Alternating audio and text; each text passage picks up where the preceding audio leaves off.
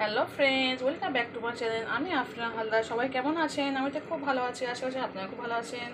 দেশের বাইরে ভিতরে যেখান থেকে দেখছেন প্লিজ একটা ছোট্ট লাইক দিয়ে দেওয়া শুরু করবেন, আর সাবস্ক্রাইব করে দেন প্লিজ সাবস্ক্রাইব করে দেবেন, আর পাশে থাকা বেলবাটন অবশ্যই প্রেস করে দেবেন, যাতে আমি যখন কোনো নতুন ভিডিও ছাড়বো তখন আপনার মোবাইলে নোটিফিকেশন চলে যাবে, আপনি আপনার সময় মতো ভিডিও দেখে নেবেন। তো দেখতে পাচ্ছেন আজকে আমি রান্না করেছি লোটে মাছের চচ্চড়ি।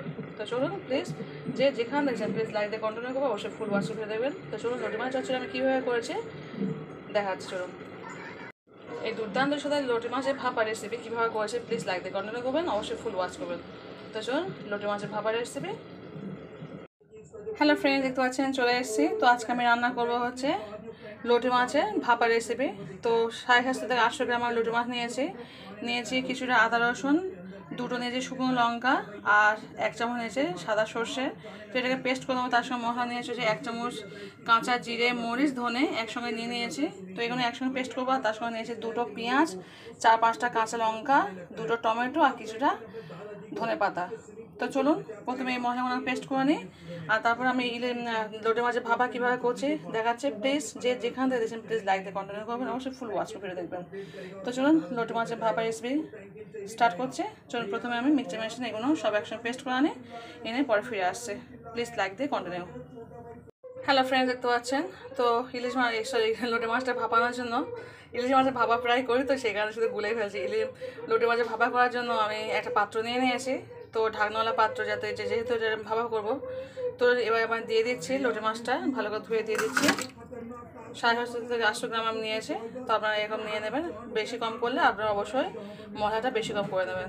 তো চলুন, তো লোটে মাছের উপর দিয়ে দিচ্ছি 1 চামচ লবণ, 1 চামচ হলুদ গুঁড়ো দিয়ে দিলাম। এবার দিয়ে দিচ্ছি কাঁচা লঙ্কা, পেঁয়াজ, টমেটো, ধনে পাতা সবটাই একসঙ্গে দিয়ে দেবো। তো চলুন সবটাই একসঙ্গে দিয়ে দিলাম। দিয়ে দেবো সর্ষের তেল, দিয়ে দিচ্ছি সর্ষের তেল, অবশ্যই সর্ষের তেল দেওয়ার চেষ্টা করবেন। দিয়ে দিলাম। এবার দিয়ে দেবো যে মশলাটা আমি করেছি মিক্সচার মেশিনে, সেটাকে দিয়ে দিচ্ছি। একটু অল্প জল দিয়ে ধুয়ে আমি এটা দেবো। তো চলুন মিক্সচার মেশিনে ধুয়ে আমি জারটা ধুয়ে দিয়ে দিচ্ছি। জাস্ট এইটুকুই জল দিলাম, জল বেশি ভাবাতে বেশি জল দেবো না, যেহেতু নিনে মাছ থেকে অনেকটাই জল বের হয়। তো চলুন এবার ভালো করে এটা আপনারা হাত দিয়েও মাখাতে পারেন, কিন্তু আমি চামচ দিয়ে মাখাবো। তো চলুন এটাকে ভালো করে আমি চামচ সাহায্যে পুরো সুন্দর করে মাখিয়ে নেবো। যত সুন্দর করে মাখাবেন ভাপাটা কিন্তু ততটাই টেস্টফুল হবে। মাখিয়ে পরে ফিরে আসছে। আর মাছটা কিন্তু হাত দিয়ে মাখাতে পারেন, কিন্তু আমি হাত দিই না, আমি চামচ দিয়ে মাখাতে ভালোবাসি বেশি। চলুন দেখতে পাচ্ছেন চামচ সাথে সুন্দরভাবে মাখিয়ে দিয়েছে। লবণ সব দিয়েছে। আপনার চাইলে কিন্তু অবশ্যই গোল লঙ্কা ইউজ করতে পারেন, কিন্তু সবাই দিলে আমি গোল লঙ্কা ইউজ করি। গোল লঙ্কাটা আমি কিনি না অ্যাকচুয়ালি, যদি মনে শুকনো লঙ্কা পেস্ট করে দিই, আর তার সাথে কাঁচা লঙ্কা থাকে। তো চলুন কাঁচা লঙ্কা আমি 4-5টা দিয়েছি বলে আর দিচ্ছি না, উপরে আপনার ছড়িয়ে দিতে পারেন কাঁচা লঙ্কা বেশি করে দিয়ে। তো আমি যেরকম ঝাল খাবো সেরকমই দিয়েছি, আপনারা বেশি কম করতে পারেন। তো চলুন আমি এবার ঢাকনাটা দিয়ে দিই। দেখতে পাচ্ছেন আমি একবার একটা ঢাকনা দিয়ে বন্ধ করে দিয়েছি। তো চলুন এবার একটা কড়া বসিয়ে দিয়েছি, এখানে ভাপাটা হবে। তো কড়াইতে জল দিয়ে চলুন একটা স্ট্যান্ড বসিয়ে দেবো। একটা স্ট্যান্ড বসিয়ে দিয়েছি, এই স্ট্যান্ডের উপরে আমি এই বোলটাকে দিয়ে দেবো। তো চলুন পাচ্ছেন ভাপানোর জন্য আমি দিয়ে দিয়েছি।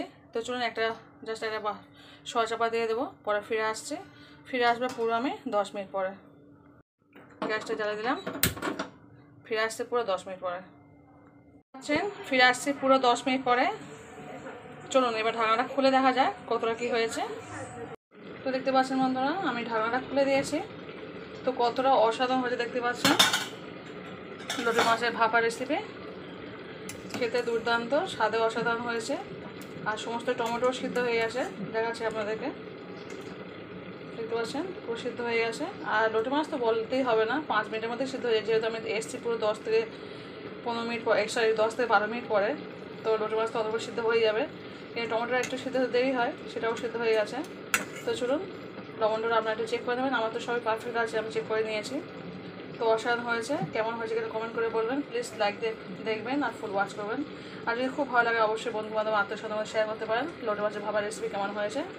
তো চলুন আজকের রেসিপি এখানে শেষ করে দিলাম, পরবর্তীতে নতুন কোনো রেসিপি ফিরে আসবো। আজকে পর্যন্ত টাটা বাই, আল্লাহ হাফিজ। কেমন হয়েছে অবশ্যই এখানে কমেন্ট করে বলে, আপনাদের কমেন্ট অপেক্ষা থাকবো আমি। Tata bye, Allah Hafiz. Hello friends, welcome back to my channel. আমি আফরিনা হালদার। সবাই কেমন আছেন? আমি তো খুব ভালো আছি, আশা করছি আপনারা খুব ভালো আছেন। দেশের বাইরের ভিতরে যেখান থেকে দেখছেন প্লিজ একটা ছোট্ট লাইক দিয়ে দেখা শুরু করবেন। আর সাবস্ক্রাইব করে না থাকলে সাবস্ক্রাইব করে দেবেন। আর পাশে থাকা বেলটা অবশ্যই প্রেস করে দেবেন, যাতে আমি যখন কোনো নতুন ভিডিও ছাড়বো তখন আপনার মোবাইলে নোটিফিকেশন চলে যাবে আর আপনি আপনার সময় মতো ভিডিও দেখে নেবেন। তো দেখতে পাচ্ছি আজকে আমি রান্না করছি মসুর ডাল দিয়ে বটবটি করে আলু চচ্চড়ি। তো মসুর ডাল দিয়ে বটবটি আলু চচ্চড়ি কীভাবে করেছে প্লিজ লাইক দিয়ে কন্টিনিউ করবেন। সম্পূর্ণ আদা রসুন ছাড়া রান্না করেছে, কীভাবে করেছে প্লিজ লাইক দেখুন, প্লিজ ফুল ওয়াচ করবেন। তো দেখতে পাচ্ছেন আমি কিছু আলু নিয়ে নিয়েছি, কিছু বটবটি কড়াই নিয়েছি। তো এই বটবটি কড়াই আলু একটু লবণ দিয়ে প্রথমে প্রেসার কুকারের মধ্যে সিদ্ধ করতে বসিয়ে দেবো। পাচ্ছেন কুকারের মধ্যে আলু আর বটবটি কড়াই দিয়ে দিয়েছি, দিয়ে দিচ্ছি 1 গ্লাস জল আর দিয়ে দেবো 1 চামচ লবণ। দেখতে পাচ্ছেন 1 চামচ লবণ দিয়ে দিয়েছি। তো চলুন ঢাকনাটা বন্ধ করে দিয়ে ফিরে আসছি। তো বটবটি আলু প্রেসার কুকারে সিদ্ধ হতে দিয়েছি। এদিকে আমি নিয়েছি 250 থেকে 300 গ্রাম ডাল নিয়েছি, দেখতে পাচ্ছেন। আর এদিকে কাঁচা লঙ্কা, পেঁয়াজ, টমেটো, ধনেপাতা সব কুচিয়ে নিয়েছি। তো চলুন ডালটাকে প্রথমে ভালো করে ধুয়ে আমি ফিরে আসছি। তো দেখতে পাচ্ছেন ডালটা আবার ভালো করে ধুয়ে নিয়ে এসেছি। এবার আমি দিয়ে দিচ্ছি 1 চামচ লবণ, 1 চামচ হলুদ গুঁড়ো, 1 চামচ কাঁচা জিরে, গোটা জিরে। তো চলুন দিয়ে দিলাম। এবার আমি দিয়ে দিচ্ছি কাঁচা লঙ্কা, পেঁয়াজ আর টমেটো। দিয়ে দেবো অল্প করে সর্ষের তেল। এবার দিয়ে দিচ্ছি সর্ষের তেল। তো এদিকে আমি লবণ দিয়ে আমি বটবটি আর আলুটাকে সিদ্ধ করতে বসিয়েছিলাম। চলুন এটাকে নামিয়ে আমি কড়াটা বসিয়ে দিই। দেখতে পাচ্ছেন প্রেসার কুকারটা নামিয়ে আমি কড়া বসিয়ে দিয়েছি। তো চলুন এটাকে চাপা দিয়ে দিচ্ছি। ফিরে আসছে পুরো 5 মিনিট পরে। হ্যালো ফ্রেন্ডস, দেখতে পাচ্ছেন ফিরে আসছে পুরো 5 মিনিট পরে। তো দেখতে পাচ্ছেন ডালটা আমার জলটা শুকিয়ে গেছে, আদা সিদ্ধ হয়ে গেছে। তো চলুন এর উপর আমি যে আলু আর বটবটি কড়াইটা সিদ্ধ করে গেছি ওটাকে দিয়ে দিই। লবণ দিয়ে সিদ্ধ করে রাখা বটবটি আলু দিয়ে দিলাম আমি। দিয়ে ভালো করে একদম মাখো তরকারি হবে, খেতে দুর্দান্ত লাগে। একবার হলো বাড়িতে ট্রাই করে দেবেন। কোনো আদা রসুন দেবো না, শুধু টমেটো ধনেপাতা দিয়ে কাঁচা লঙ্কা পেঁয়াজ দিয়ে রেসিপি করা হয়, খুব সুন্দর খেতে লাগে। তো চলুন একটু কষিয়ে নেবো 2 থেকে 3 মিনিট ধরে, পরে ফিরে আসছে। হ্যালো ফ্রেন্ডস, দেখতে পাচ্ছেন পুরো 2 মিনিট পর ফিরে এসছে। তো এরকমভাবে একটু ভেঙে দিতে হবে আলুগুলোকে, একটু মাখো হবে। ভেঙে দিলে না ডালটা খেতে ভালো লাগে, যেহেতু আমি তরকারিটা একটু মাখো করবো। তো চলুন এবার এর উপর দিয়ে দেবো একটু ধনেপাতা কুচি, একটু ধনেপাতা করে ছড়িয়ে দিচ্ছি।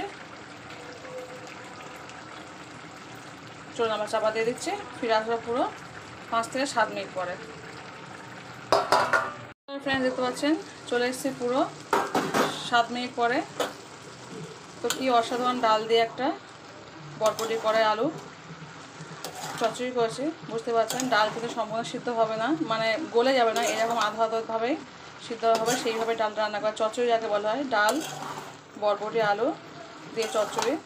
তো চলুন আমার রান্না দেখেন এখানে কমপ্লিট হয়ে গেছে। তো কেমন হয়েছে অবশ্যই এখানে কমেন্ট করে বলবেন, অবশ্যই লাইক করবেন, খুব ভালো লাগে শেয়ার করতে দেবেন বন্ধু-বান্ধব আত্মীয়স্বজনের মধ্যে। তো চলুন আজকে এই পর্যন্ত, টাটা বাই, আল্লাহ হাফিজ। কত সুন্দর হয়েছে বুঝতে পারছেন, সম্পূর্ণ আদা রসুন ছাড়াই। তো প্লিজ লাইক দিয়ে কন্টিনিউ করুন, অবশ্যই ফুল ওয়াচ করবেন। তো চলুন।